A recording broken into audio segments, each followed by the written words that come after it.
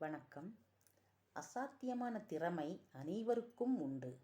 ஆனால் மனம்தான் நம் திறமையை வெளிக்கொணர விடாமல் ஓராயிரம் சந்தேகங்களை எழுப்பி முன்னேற விடாமல் பண்ணுகிறது.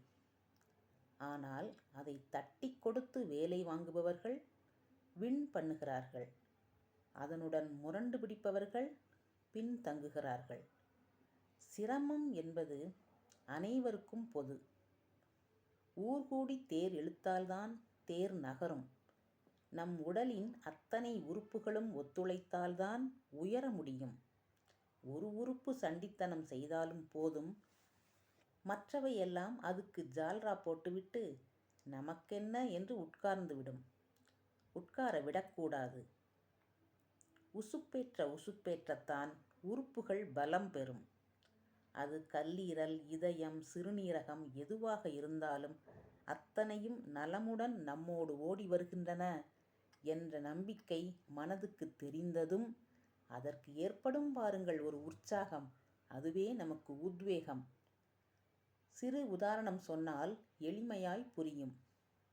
ஒரு நல்ல உழைப்பாளி காளை மாடு ஒரு விவசாயியின் வீட்டில் இருந்தது. அதன் பெயர் செவலை. ஆனால் அதற்கு கண் தெரியாது. அதை எப்படி வேலை வாங்குவார் தெரியுமா விவசாயி? ஒருமுறை அவருடைய மாட்டு வண்டி ஒரு பள்ளத்தில் குலை சாய்ந்து விட்டது. அதை இந்த காளை மாட்டை கட்டி இழுத்தால் மேலே வந்துவிடும்.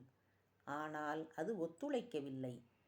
விவசாயி சொன்னான், டேய் கருப்பா, நீங்க நம்ம செவலையோட சேர்ந்து இழுங்கடா. டேய் மொக்க, நீயும் உதவி செய்டா.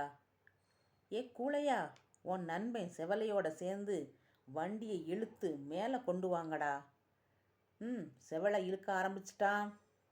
விடாதீங்க, எல்லோரும் சேர்ந்து இழுங்கன்னு சொன்னதும் செவலை எல்லாரோடையும் சேர்ந்து நம்ம திறமையை காண்பிப்போன்னு நினச்சி ஒரே நிமிஷத்தில் வண்டியை மேலே இழுத்துருச்சு.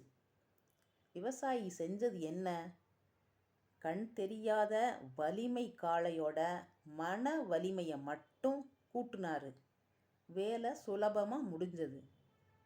நம்ம உடம்பை தட்டி கொடுங்க, தானாக எல்லா வேலையும் நடக்கும். நன்றி.